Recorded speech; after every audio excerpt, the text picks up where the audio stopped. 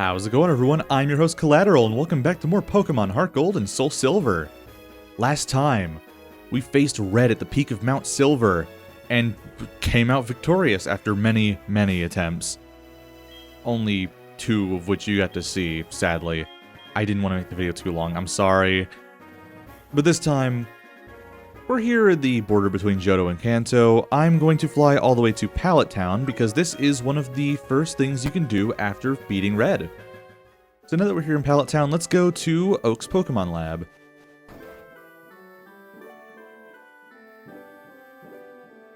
Hello Ethan, good to see you. I heard a lot about you. Your Pokedex must be close to complete, right? For all your hard work, I'd like to give you something. Aha, what's behind me? You must have figured it out right away. Yes, it's a Pokemon. You don't see them very often in Kanto. Choose one and it'll be yours. Go ahead. So we get to choose between the 3 starter Pokemon from Red and Blue. Bulbasaur is as reliable as ever. There's a lot Bulbasaur is good at, but here where it really excels at is status moves. Toxic and Leech Seed are obvious picks, but it also has access to Swords Dance if you want to give it a physical attack set. It can get Earthquake by TM and Power Whip through breeding, but if you still prefer special attacks, it can get Sludge Bomb by TM and Leaf Storm through breeding. I'd argue it's the most consistent of the 3 here. And Charmander is no longer held back by being bad early game.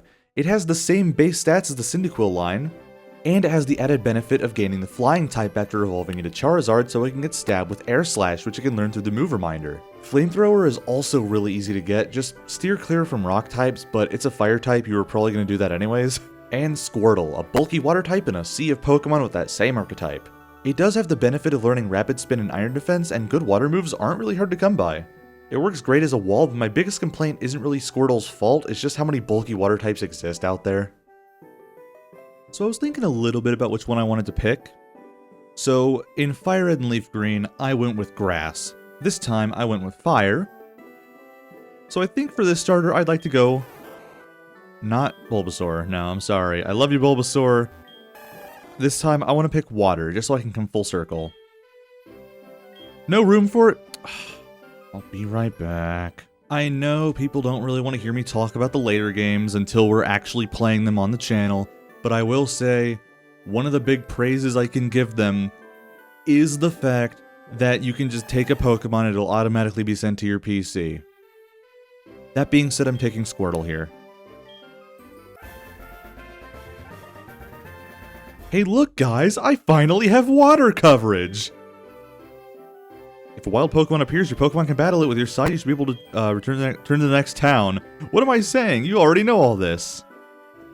Love the callback. That's actually kind of cute. There's nothing more I can do for you. Enjoy the rest of your journey with that new Pokemon. Alright. Anything else?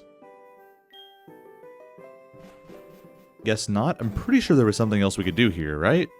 I actually do have something else I want to do. I'm going to fly over to... You know what? I'm going to fly over to Azalea Town for it, since... that's kind of the most relevant area we need to be for this to take place.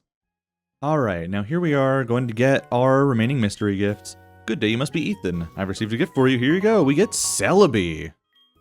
And we also get a Pichu! My voice cracked a little there.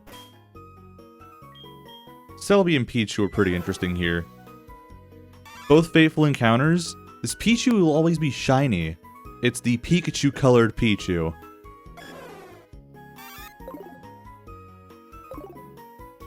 But there is also something else we need to get here. The Enigma Stone. This is something that'll be a bit important a little later on, next video. But for now, I'm gonna put Celebi back in my PC because I want to trigger that Pichu event first. I also put Furret back in the party because I needed a cut user for this. But anyways, I wanted to go to Azalea Town since both of these events take place in the Ilex Forest. This Pichu one's really short. I should probably put a repel up if I don't already have one active. Okay. Yeah, just generally a good call, because encounters are annoying.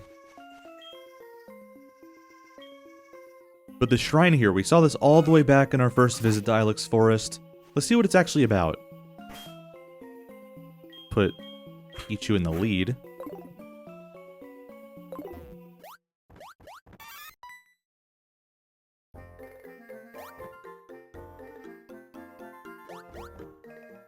It's a Pichu. One of its ears is spiky.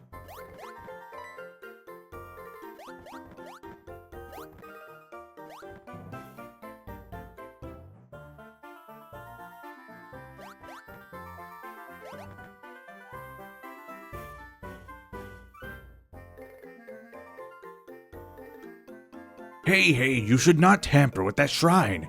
People are said to disappear. Kids and Pokemon sometimes disappear around this shrine. It is believed that a Pokemon which wanders across time does that.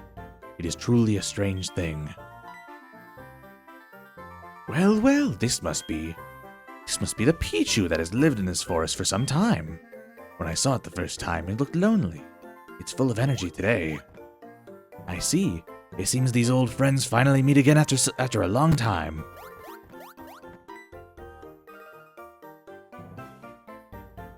It wants to join your party. Let it join you. Oh, here it is, young Pokemon trainer. I'll give you this Pokeball. I used to use them when I was younger. Don't worry, it's still in good condition. It seems that spiky-eared Pichu wants to stay in your Pokeball. Spiky-eared Pichu has joined your party. Being friends should make it happy. Take good care of it. Let's take a look at our... Okay, wait for this guy to walk away first. I was gonna say, let's take a look at our new friend, Spiky-eared Pichu.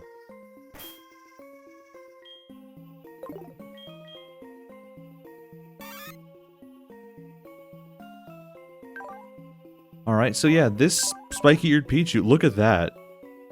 Maxed out speed for Pokeathlon. Holding the Zap plate, very cool. Anyways, that was the first of the two events I wanted to show for this video. Pretty short, pretty sweet. Another event over by the Ilex Forest Shrine.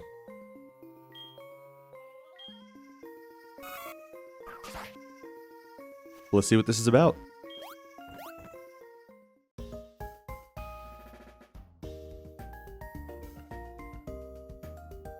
Hi, Ethan. Have you heard of the legend of the shrine? They say that people disappear when they tamper with it.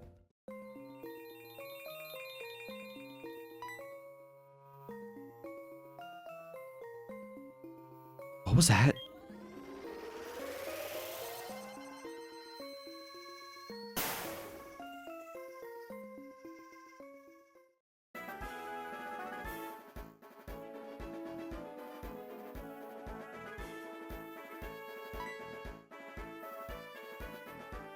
Where are we?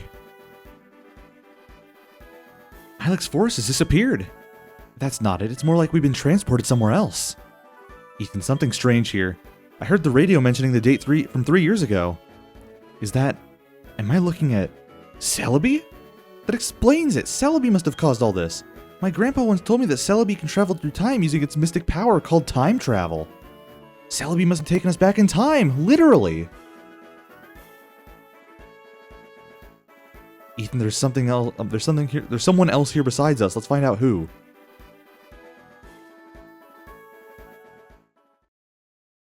You told me you were the #1 in the world. Are you gonna quit? What are you gonna do now? One must acknowledge one's defeat before he can move on.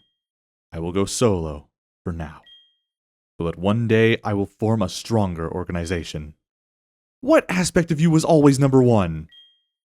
Gathering so many only to be defeated by a mere child. I'm stuttering because he's upset. Putting together the potential of many is how you produce a huge power. That's what an organization is. That's the strength of an organization. I failed to make the best use of my subordinate's potential. But you shall witness one day the revival of me and my Team Rocket. I don't understand you. You don't make any sense. One day you will understand. I don't want to understand you. I will never become someone like you. A coward when you're alone and acting like a tyrant when you're in front of other cowards. I will become strong. I will become a stronger man all by myself. All by myself!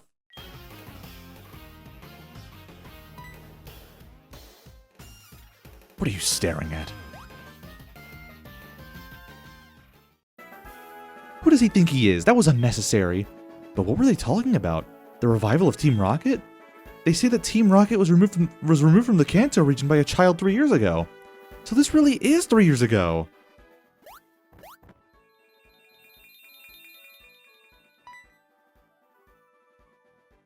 Oh no, it's happening again. It's Celebi's time travel.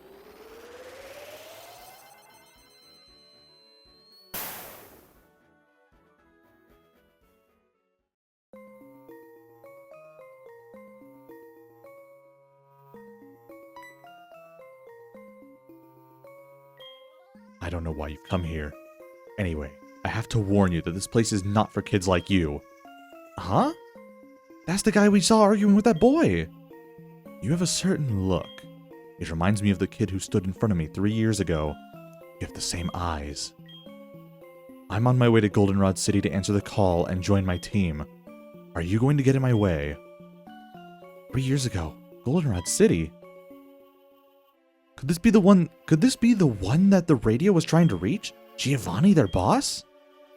Do you hear it, Ethan? The radio's saying something strange. Team Rocket's occupied the radio tower at Goldenrod City. Can't be. Ethan, you solved this case already. This is the radio tower. This is the radio tower. We are pleased to declare Team Rocket's revival. Giovanni, can you hear us? We finally made it. My old associates need me. We will not repeat the failure of 3 years ago. Team Rocket will be born again, and I will rule the world. Here we go. We actually get to fight the boss of Team Rocket itself, Giovanni.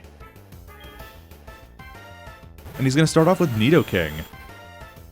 Now, thankfully, Celebi's strong enough to deal with his team all on its own. I think. I hope. Let's start off with a nasty plot.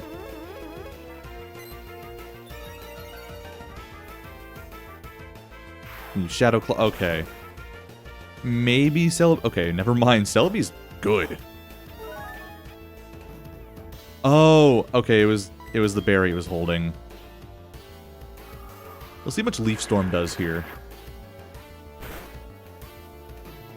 It's neutral damage, but I got a nasty plot off. Good loop right there, yeah. Haunch Crow is next. Amplodine is not in my team, but we still have Wing Chew, so I'm gonna Avalanche it.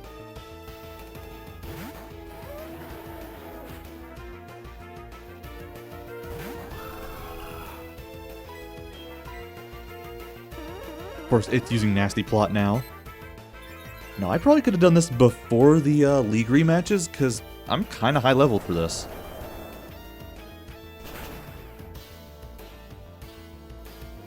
This should be enough to one-shot. Like, there's no way it's not. Yeah, exactly.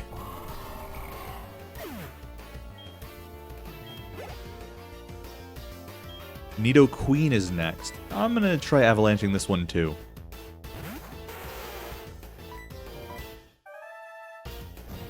Earth Power, okay. So I get the damage boost from Avalanche. And Ice is super effective against ground.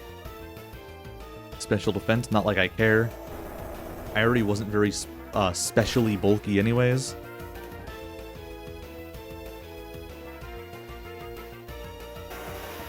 Yeah, I'm sorry. I should have done this fight earlier. This is feeling kind of anticlimactic. And Kangaskhan is last up.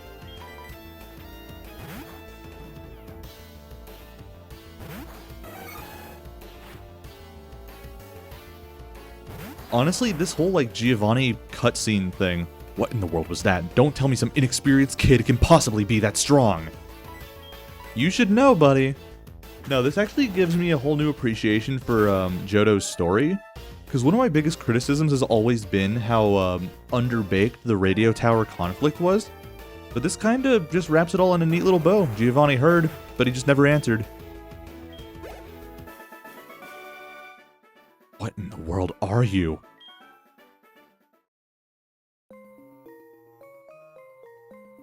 How is this possible? The past 3 years have been a waste? How can a kid like you manage to destroy my dream once again? The precious dream of Team Rocket has become little more than an illusion.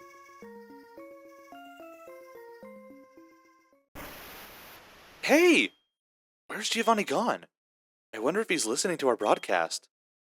Oh. I thought that was Lyra saying that. They keep calling for their boss. I feel sorry they don't know he's not coming. After this, Ethan, you will defeat them. Wait a second. Ethan, you're still here. Then who will defeat Team Rocket?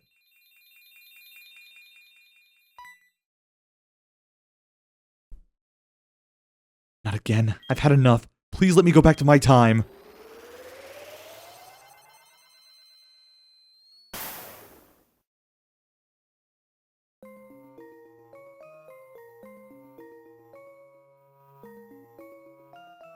Traveling through time sure doesn't feel good. Hey, my Meryl! I missed you so much. Oh, wait a sec, so we must be back to our time. It was all so bizarre. But now that we're safely back to our time and Team Rocket's terrible design fell through, we can say, all's well that ends well, right? Ethan, you never cease to inspire great adventures. It sure was an exhausting day, though. I better get going. See ya.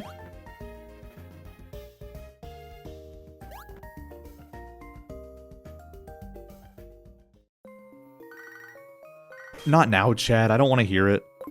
But anyways, that's been pretty eventful. I would also like to mention that Giovanni, as soon as he left the cave, it's kind of ominous knowing that for the longest time they never really explained what happened to him after he left the cave, left his little hideaway, and all you could hear was just a splash. I mean, it is confirmed that he's alive in a later game, but for the longest time, many speculated that that was Giovanni taking his own life because he knew that his goals would never be realized again. Pretty morbid for a game like this, but now I guess thankfully we know it's not the case. But anyways, next time on Pokemon HeartGold and SoulSilver, we'll see what else we can do now that we've taken down Red. See you guys then. Since this video's been pretty short already, I want to talk about the Pokewalker pretty briefly since I didn't do that during the main playthrough. Thankfully, I was able to find my Pokewalker right before I moved, which was a few days after episode 36 went up. Not really that important to the video, I was just glad I was able to gather some footage for it. Anyways, the Pokewalker was a peripheral that came with HeartGold and SoulSilver and is the reason it costs more than the average DS game at the time. It was a pedometer that let you put one of your Pokemon from your save files in so you could walk around with it. Walking with your Pokemon gives them 1 EXP per step until it levels up once and stops from there, and raises happiness. You'll also gain watts as you walk, which can let you find Pokemon and items you can bring back to your save file.